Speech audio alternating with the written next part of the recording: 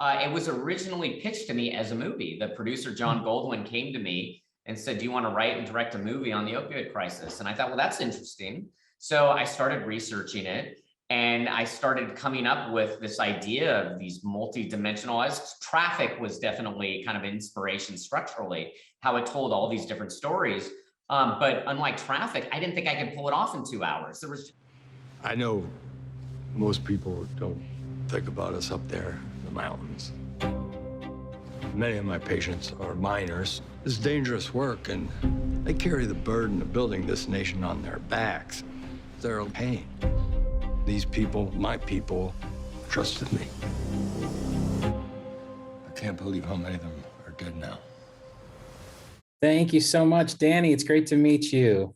Oh, thanks. Great to meet you too. Thanks for covering the show. Absolutely.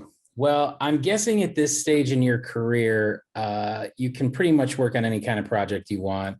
Certainly Michael Keaton could as well. So what brought you guys together on this? What was it about this story that made you guys want to collaborate and focus your life on this for a while? Well, it's funny you say, you know, I can work on any project I want, but the truth is, I really can't. You know, it's such a crazy business. It's like no matter what you achieve, there's still things where they're like, no, we don't want to do that. I mean, so many people didn't want to do this, the story of the opioid crisis. It got passed on by countless number of people. I think in the case, what drew me was I was shocked, stunned, appalled, dismayed by the lies, deceit, manipulation of Purdue Pharma, and how a company run by a single family could lie their way to creating a national health crisis and then make billions off of it. I just was stunned by the facts of it. And then when I saw that there was, you know, prosecutors that brought a case against them, a DEA agent who was trying to stop them. This was back in 2000, 2001. It made me think, oh, I think there's a really compelling narrative here as well, you know, that you could tell the story of the opioid crisis, not just as, you know, a really dark, depressing story, although there's certainly, you know, a tale of addiction here as well. But there's actually quite an exciting investigation in which you see these prosecutors make a terrific case against Purdue. And you start to wonder, well, how did they not get him? What happened? And to a certain extent they did. There was a guilty plea, but what happened? How did the Sacklers get away with it? And the show ultimately ends up explaining just that. And I think Michael Keaton was inspired by the story. He also had a family member who died of an overdose, so it was a personal story to him as well. And just real quick, just following up, just you and Michael collaborating, how did that all come together? Well, I just offered him the part. He said yes. So that was, by the way, never did I think we were going to get him. He's one of the hardest actors to get. Everybody wants Michael Keaton. And the part wasn't even a lead. It was one part of an ensemble, kind of the main character, but not the central lead. And I thought it was a real Hail Mary. But then sometimes, you know, they catch the ball in the touchdown, right? So it was just this home run. I'm going to mix sports metaphors. I'm going to do a golf one next, you know, but it was just one of those things where we were just blown away that he wanted to do it. And we were kind of off to the races. You know, I had Barry Levinson directing, Michael Keaton starring, and then it just was this train that just kind of roared its way into production. Next up, we'll go over to Real Talker with Jim. What's up, Danny? What's up? How you doing? I'm doing well. You know, I'm thinking when I'm watching this kind of a two-parter, but same basic question. Was this ever considered to be a movie version, like a 2.5-hour movie maybe? And potentially if everyone enjoys this, which we expect they will, is there more in store? Maybe a spin-off, or do you have more than 8 episodes left potentially if we want more of the story or into maybe different variation of it? Yeah, great question. So it was originally pitched to me as a movie. The producer, John Goldwyn, came to me and said, do you want to write and direct a movie on the opioid crisis? And I thought, well, that's interesting.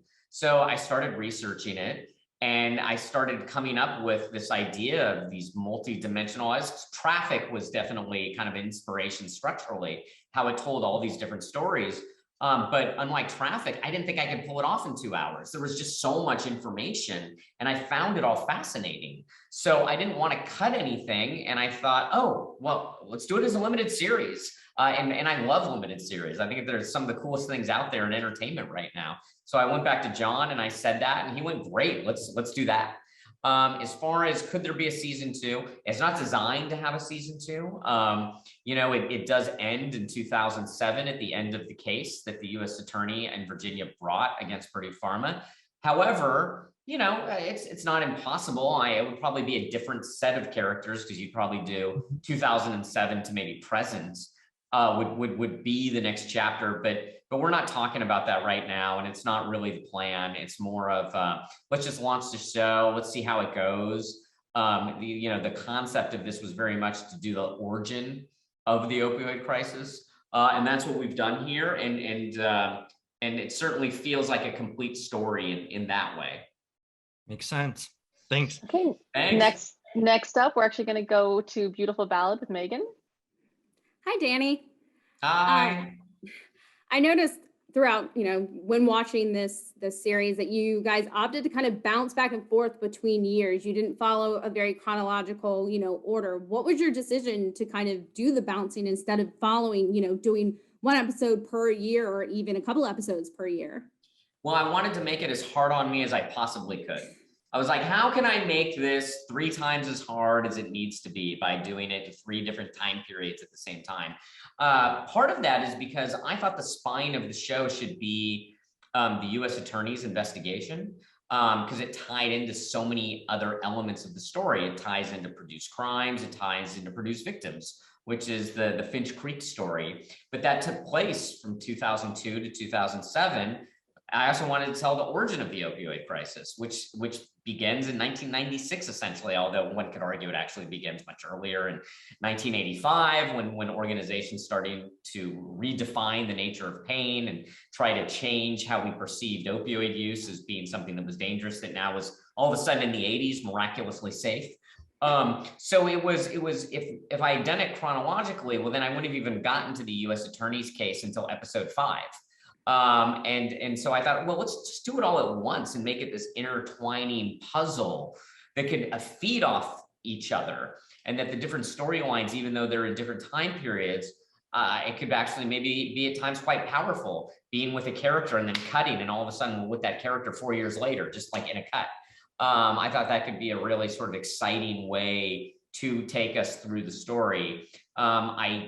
I think I knew how complicated it would be, but I didn't really know until I started writing it.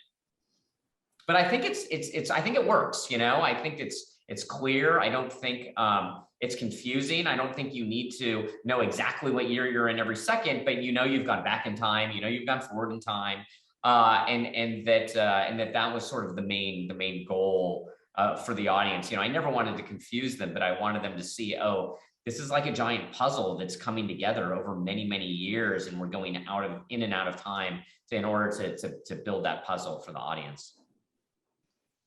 Next up, let's go to Cable Facts, Amy. Hey there. Hi, Danny.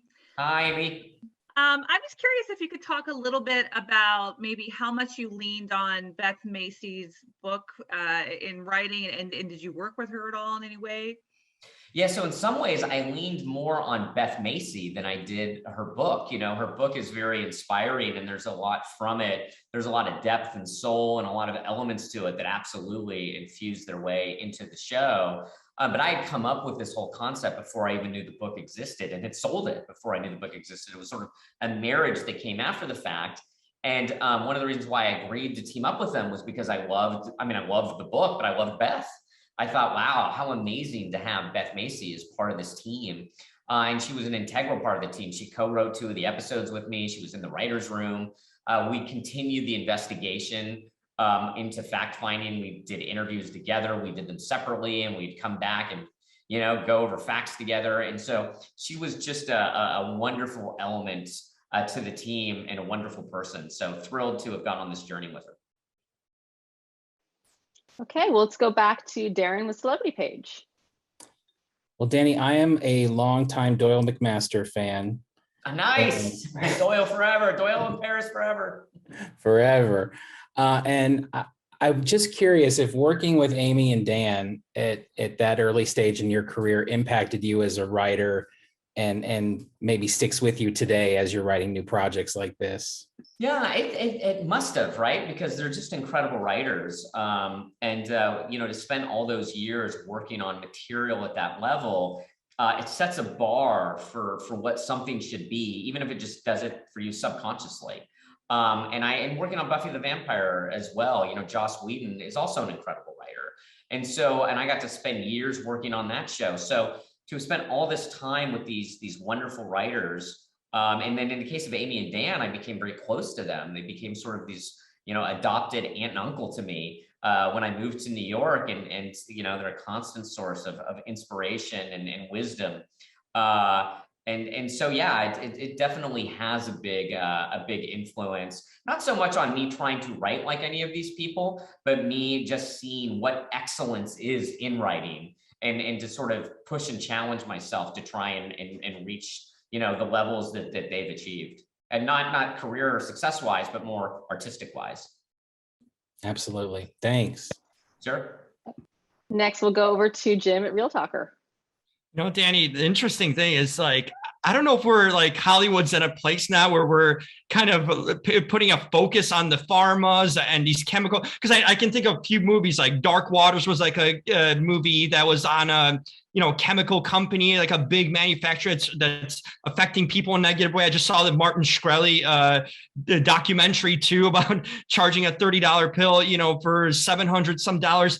Are we at a point now where we're kind of like, is Hollywood, you think, interested in exposing these major corporations who've taken advantage of people, especially in smaller towns too? I kind of likened this this show to the Dark Waters, because I think it had a similar feel, and these kind of people who maybe don't have the knowledge or information, very working class people. Do you think we're at a point in, like, there's something going on that Hollywood's kind of decided to do this now, bring these sort of big companies into focus, seeing how they've mistreated people over the years? And would you like to do another story potentially similar of this genre going forward? Yeah, well, I think there's a tradition of these kinds of stories over many, many years. You look at films like Norma Ray and Silkwood, and they're not exactly like this, but The Insider. That was a big inspiration for Barry Levinson and I, as far as a look and a tone. So these stories certainly have existed, to do them in the pharma space. I wasn't aware of those other projects you're talking about, but I think maybe it's less about Hollywood, and I think it's more the writers and the artists that are outraged by these stories that are getting such prominent media attention. I think that shows you how important media attention is, right? Where it exposes a story. Maybe it doesn't reach everyone, but it could certainly potentially inspire artists to write, mass market entertainment that could then bring that journalism to a whole new audience in storytelling form. So it all kind of feeds off each other, and certainly, the Pharma Bro. I'm glad someone's doing a documentary on that guy. He's still in prison, right? Yeah, he is. It's coming out, I think, tomorrow or not. I just saw it like 2 days ago. So it's fascinating, but like, wow, you can't imagine people like this exist, and these stories are real, and how they affect people on an everyday basis. It's unbelievable kind of portrayal of things that happen with these corporate kind of individuals, in a sense. Yeah, I found that sometimes these things occur because of personality disorders. That Richard Sackler, I believe, has a personality disorder. I mean, many people I interviewed, they refer to him as on the spectrum, or there's saying that he doesn't have empathy. There is no empathy in him. Well, that comes from a personality disorder. So how does something like the opioid crisis happen? Someone that has no empathy. And I think we've seen that in other organizations as well. And I would think that Pharma Bro probably is the same way to a certain extent, to do what he did. Or maybe he's just like a total asshole. I think it's a combination of both, if you see it. Yeah. But so yeah. And as far as me wanting to do something else like this, I'd love to. My first two movies were Recount and Game Change, and then I did The Butler, but people have been asking me for years, why haven't I done something like Recount and Game Change again? And it was because, I just haven't found a story as good as those, a political story that I found would make as good a movie as those. So it's always about, I want first and foremost, I'm not a journalist, I'm not a documentary filmmaker. You know, I'm a writer, I'm an actor, I'm a director. You know, I want to make something that I think is going to be great storytelling, great entertainment. That's number one. Number two is, well, is this story, is it worth being told? You know, is this an important story, or a story that shines light on social injustice, or gives voice to sometimes people that don't have a voice? You know, for me, that's a really important element, or exposes something that needs to be exposed. And it's not easy to find these kinds of stories that I think are worthy of becoming scripted programming. And I say that because scripted programming, it takes years to get it made. And it takes so much money. You've got to find someone that wants to finance it and market it. And sometimes you're up to $100 million, $200 million to do that. So is the story that amazing and profound where 3 years after you've heard about it, people are going to actually want to watch it again? That's a very high bar. And then I don't want to cut you off, but I want to make sure we have time for one last question. Amy, do you want to take that? And this will have to be a short one because we are running low on time. I know you've done a lot of research, Danny. I just wondered if there was a moment that just sort of was jaw-dropping for you as you looked at the opioid crisis and Purdue. Yeah, it's sort of a never-ending list of things that are jaw-dropping, you know, that Purdue did. I mean, one after the next. The deceit, the manipulation, fake pain studies, you know, independent pain societies putting out research in support of OxyContin and increased opioid use. And then it comes out, oh, Purdue financed that pain society, or partially financed the pain society. It's like there was this giant con going on that was playing on so many different levels. And everywhere you go, if you scratch the surface, there's Purdue Pharma pulling the strings over and over and over again. One that for some reason this really stuck with me, because I think it exemplifies truly how much of a criminal organization they are, is that they created an email system that certain marked emails would automatically delete after being read. Oh, wow. They called it Operation Disappearing Ink. And when I read about that, I'm like, oh, well, that's what criminals do. That is, you know, to the extent of how committed they were to their criminal behavior, they wanted to create, they patented it. It was patent. Kathy Sackler, she was asked about it in a deposition, and she said, oh, well, it didn't work very well. So, you know, there was no denial of Operation Disappearing Ink. So that is, to me, there was something about the deception of that exemplified so much of what they did, but it was just particularly like, oh yeah, we're criminals and we're going to do everything we can to hide that criminal behavior.